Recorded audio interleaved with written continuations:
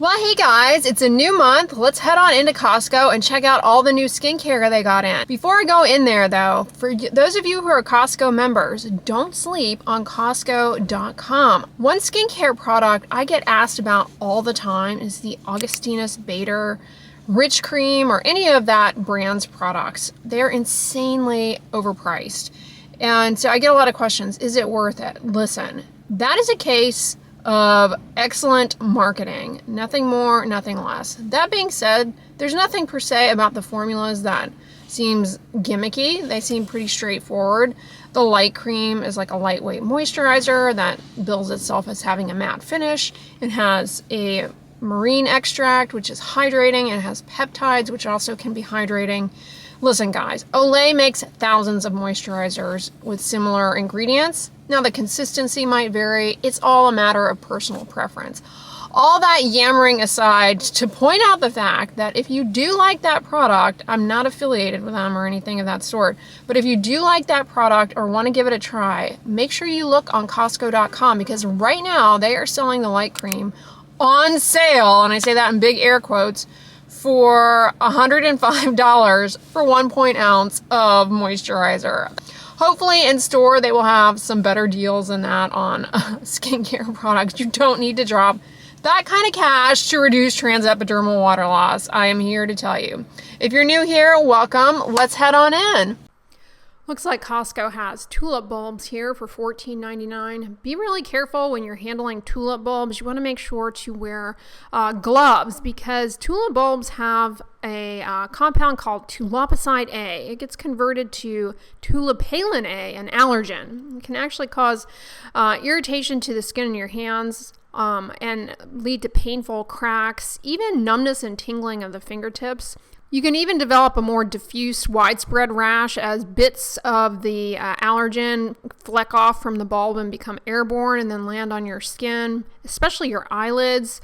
Eyelid skin's really prone to airborne allergens because the skin there is thin and allergens land on your eyelids when you close them as you're blinking, and then when you open the eyes, the way that the muscles kind of contract sort of traps the allergen there up close to the skin, plus eyelid skin's really thin. It's more favorable for penetration of that allergen. They also have lime and lemon trees here. I'll take a moment to remind you guys that you have to be careful with these citrus fruits because if you get the juice or the peel on your skin like you're enjoying them outdoors, the UV rays will interact with furocoumarins in the citrus fruits and cause a pretty gnarly rash. Not uncommon to see that in people who enjoy margaritas in the sun, so just be careful when you're handling citrus fruits in the sun. Oh, look, they've got grapefruit too. Wonder if those actually will grow. Speaking of margarita, I also caution people to rethink their weekends imbibing spirits in the sunshine because alcohol depletes the antioxidants in our skin, and it also, one of the metabolites of alcohol, acetaldehyde, is actually photosensitizing, so it makes you more vulnerable to sun damage. Certain Asian groups, they often have a mutation in the gene that codes for an enzyme that breaks that down. So they metabolize it very slowly and are a lot more sensitive to alcohol. That's why they often develop a flush. But that same compound makes you very sensitive to the sun. So Liliaceae includes tulips, hyacinths, and asparagus. Tulip fingers, which is what we were talking about earlier, can happen with contact with these plants too. It's got that allergen that you have to concern yourself with. And these plants can just all around be irritating. So make sure you wear gloves. It can cause a pretty uncomfortable hand rash. Also, make sure you're wearing gloves when you're planting these rose bushes. Beware of sporotrichosis, the little fungus that likes to hang out on rose thorns. You get pierced by one, and it can get into your skin, cause a bump about 1 to 10 days later, and that might even spread up your lymphatics and requires antifungals to treat. Here we have the Universal Broadmoor headboard. Looks like a dust mite paradise in the sky. All right, speaking of dust mites, they are a common trigger for asthma and atopic dermatitis, otherwise known as eczema. They can also aggravate allergies and make you sniffle, rub your eyes, contribute to dark under eye circles. And they like to live in stuff like this. and your sheets and bedding. Make sure you're washing that stuff regularly. Temperature at least 60 degrees Celsius to kill them off, because they shed their exoskeleton, and that gets air that goes in the air and causes allergies. Also, their feces has a casing around it that likewise can become airborne when you make your bed and you inhale that, and can aggravate your allergies. So make sure you're washing your linens, and for something like this, make sure you're vacuuming it. You know, they feed off of your dead skin cells, so this is a reason to shower before you go to bed or bathe, because bathing, showering helps remove some of the skin cells that are going to shed on their own. So that way they don't make their way into your bedding and serve as Doritos for dust mites. So we have some rugs here. Speaking of dust mites, they love to hang out in these carpets, especially.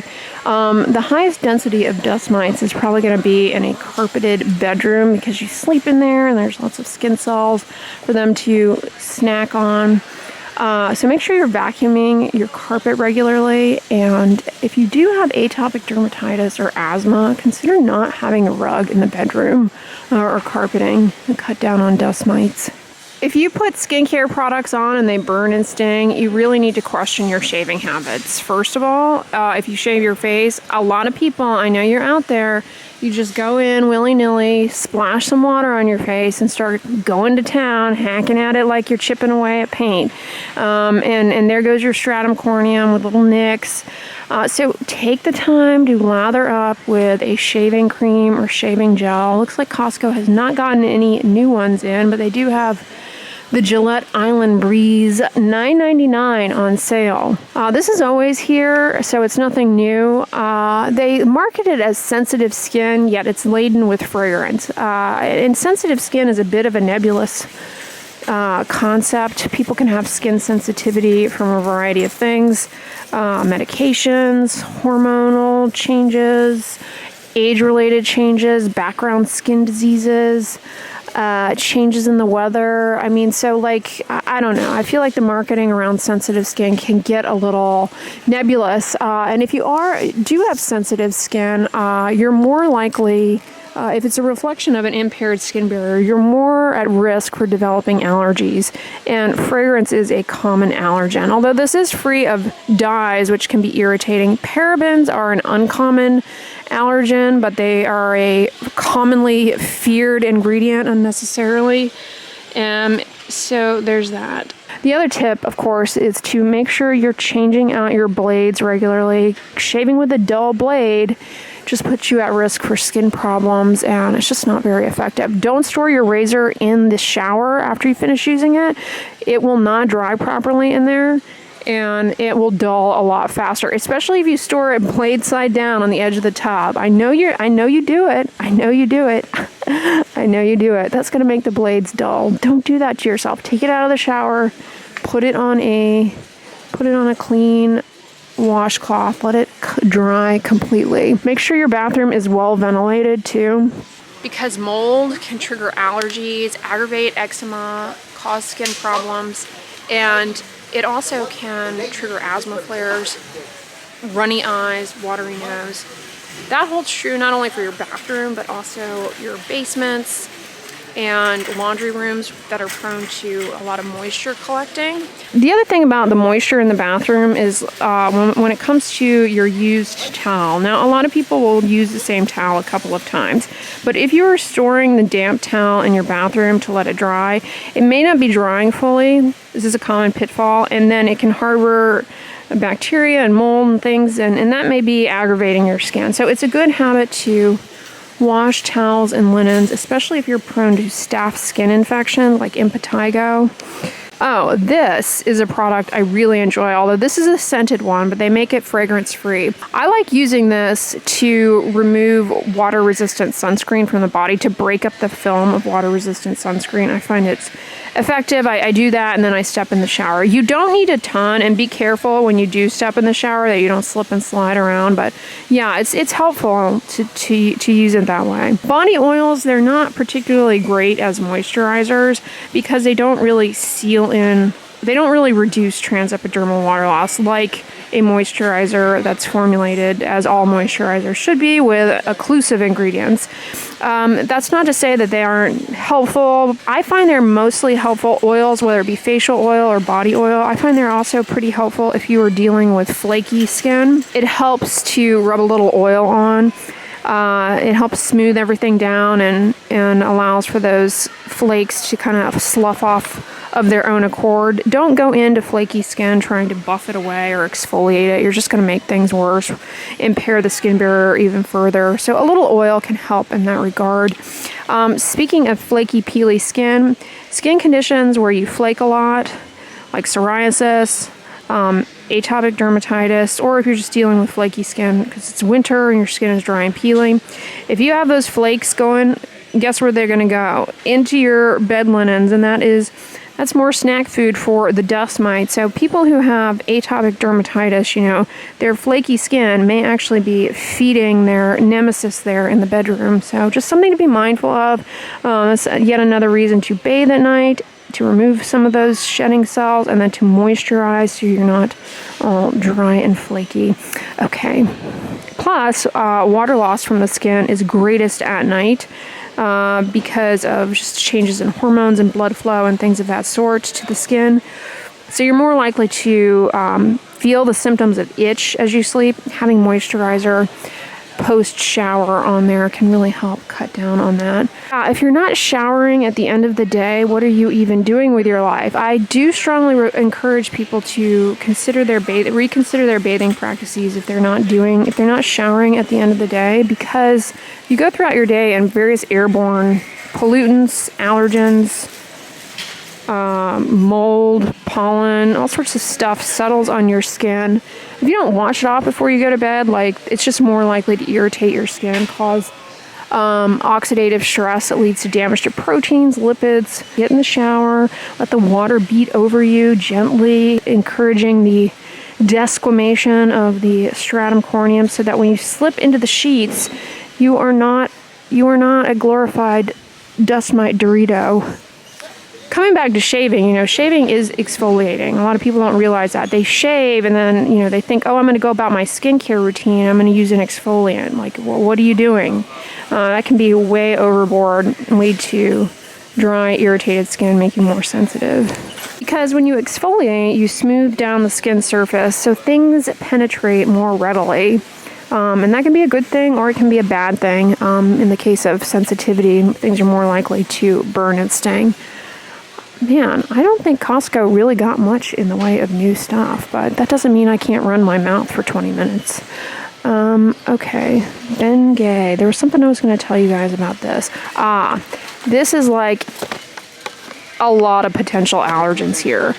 So menthol actually can help alleviate the sensation of itch because it sort of distracts the little itching nerves, and that tingle can help calm down the sensation of pain depending on the nature of your pain. However, menthol as well as camphor, they are common allergens, so be aware of that. Especially if you have atopic dermatitis, you're more at risk for developing allergies. So be aware of that. Same thing with one of my favorites. Where's it at? It's over here. I say favorite because it was like a cure-all for everything when I was growing up. Yes, Vicks Vapo Rub.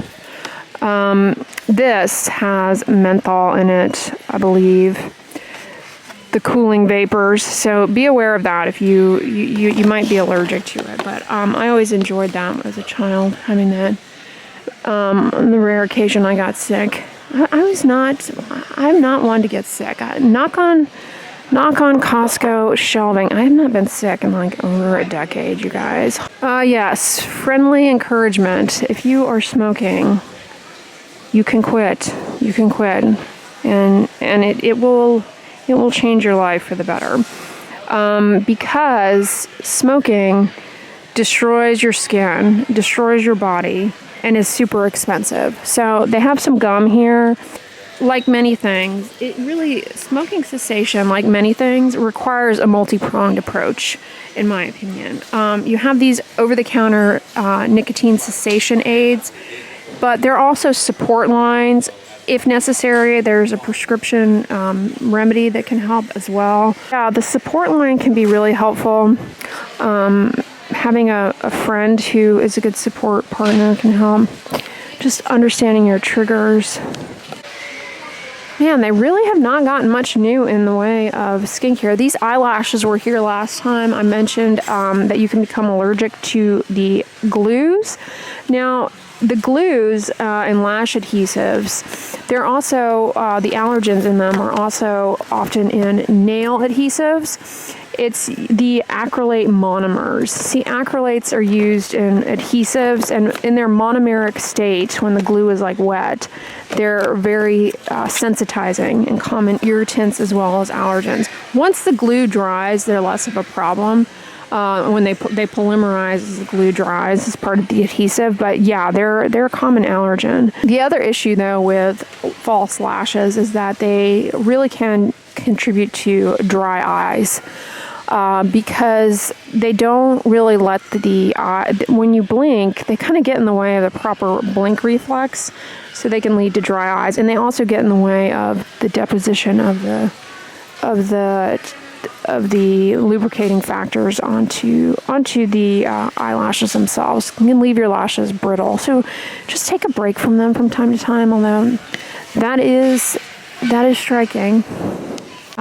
Dove and their line here of the sensitive skin formula. So they've recently reformulated Dove body wash, and allegedly they claim they're the only body wash in the world that uses this nanotechnology where it deposits moisturizing like stearic acid and whatnot but on the skin. Most body washes do that to a certain extent, but I don't know. They've got some new technology behind theirs that they're hyping up. I say, they're quote unquote sensitive skin because hypoallergenic is such a marketing lie. Hypoallergenic, first of all, you can become allergic to anything. It's kind of misleading. But it implies that the product at least is free of common allergens, so low risk. However, this product has fragrance, which is the most common allergen in skincare products. So it's just, a bit misleading. If you truly have sensitive skin, I'm not convinced that their sensitive skin body wash is going to be any better than like the deep moisture body wash for you. Ooh, this is a deal. Maybelline Sky High Mascara, $21.99. This is a really good mascara. You get 3 here for $22. I would wait on this because there's a good chance at some point, maybe in March, it will go on sale. For maybe like, I don't know. I'm going to guess $15. Do make sure, though, that you are changing out your mascaras pretty regularly. I swap mine out about every 3 months because you don't want to get a blepharitis, eyelid infection, styes, and they can harbor bacteria. Oddly enough, I mean, it's not odd, but the water-resistant mascaras, they are less, their longevity is greater, I think because they have a lower overall water content. But the issue with mascara is that you're putting it to your eye and then you're going in and out over time.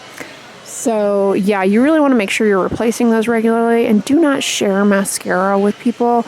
Now, one thing a lot of people deal with is urticaria, hives. And in so many cases of urticaria, hives, we never nailed down what exactly the cause was, and eventually it just goes away. Some people, unfortunately, deal with it for years and years and years. But a lot of people actually are sensitive to red and yellow dyes in foods and things. So they find that eliminating the red dyes helps get rid of the hives, or if they consume things with the red dyes, it flares up again. So that might be something to look at in your life. And I'm over here pointing this out because, first of all, non-steroidal anti-inflammatory medications, ibuprofen, naproxen, these can trigger hives for some people. But not only that, the gel tabs, the coating on these has those red dyes. So that can be an issue for people. Aspirin. again, another possible trigger for hives. Be careful with Tylenol. You can go overboard with that and cause liver damage, FYI.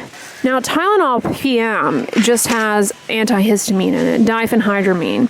Diphenhydramine is a short-acting antihistamine. It doesn't really, it's not really like beneficial for hives, or it's definitely not beneficial for eczema. The reason it offers some benefit for any of those conditions is that it's sedating. So the sedating aspect of it kind of helps people drift off to sleep at a time when the sensation of itch and allergy symptoms tends to be worse. But it's short acting, so you'll pop it, the hives will go down, or maybe you'll feel temporarily better, drowsy, and boom, it just comes right back. So all that to say, this has diphenhydramine in it, antihistamine. That's why it can make you drowsy. Make sure you're wearing gloves when you do household chores, handle food, wet work. First of all, if you do wet work, like wash the dishes, having your hands submerged in water with dish soap, it will break down the skin barrier and lead to hand dermatitis. Especially if you're wearing rings, that dishwater gets trapped up underneath the ring. It can break down your skin. Now, using gloves when you're like chopping up garlic, handling foods, it can really be helpful for cutting down on irritation. This is especially true if you are like a chef, or you have a catering business or something where you're handling food all day, or you're doing like massive meal preps. Definitely rein in gloves can be really helpful for your skin. But you want to take breaks from the gloves. It's a delicate balance, because if you leave the gloves on too long, you start sweating under there. Well, sweat trapped up under the glove, that becomes a mega irritant for you and can aggravate your hands. So take breaks from them. Let your skin breathe a bit, if you will. 25% more hyaluronic acid. Really? How did they manage to pump more hyaluronic acid into this than last time? It's on sale, though. 2 jars for $30.99. So $15 for... Each jar is 1.7 ounces. That is significantly less expensive than the Augustinus Bader cream. This one has fragrance in it, though, a common allergen. Also has niacinamide. Niacinamide, I'm telling you, it's underrated. Although some people find it burns and stings and irritates their skin, but for the most part, it is pretty well tolerated. It has it helps with age-related yellowing of the skin, and it also helps with the moisture barrier. It's been shown to be helpful for acne, oiliness, anti-aging, and also helpful for redness, rosacea, post-acne redness. And there's even a recent small, I think it was a case series, I want to say, so not like robust evidence, of it being beneficial for lupus of the skin. So stay tuned on that. Interesting. Yeah, it continues to amaze, but this one does have fragrance. Now, this, I believe, is free of fragrance. This is their retinol. Now, their retinol is an option. Retinol, it can help in improving collagen production in the skin, smoothing out fine lines. It can be irritating in the beginning. Oh yeah, this one's fragrance free, but it's less irritating than like retinol, like tretinoin, for example. This one has the preservative DMDM hydantoin. Some people are allergic to that, or iodopropanol butylcarbamate, but not nearly as common as like methyl isothiazolinone allergy, another preservative. Retinol propionate is a retinol ester. That's basically an antioxidant. It doesn't do anything for collagen, though. Pentapeptide 4, that's going to be moisturizing. Niacinamide may help with the barrier function, especially as you're getting used to it. You see, people will want to know, like, how does this compare to any other retinol on the market? And you can't answer that. And I mean, people really can't answer that objectively, because it's not as though they're head-to-head comparator trials. Speaking of skin firming, what the heck does Strivectin have on its menu this week? I say that because I swear they have a new Strivectin something or another every couple of weeks in here. This one is a per usual from Strivectin, a scented moisturizer. Yeah, beta-glucan is a humectant. It's nice in moisturizers, but other than that, I don't really see that. This is on sale, you guys. originally $70 for these 2 little jars, but it is on sale for $49 for the 2. Well, there's no shortage of dermatologic talking points in Costco today. If you liked it, on the end slate, I'm going to put my last Costco shop with me video. So check that one out next. But if you enjoyed this video, give it a thumbs up, share it with your friends. And as always, don't forget, sunscreen and subscribe. I'll talk to you guys tomorrow. Bye.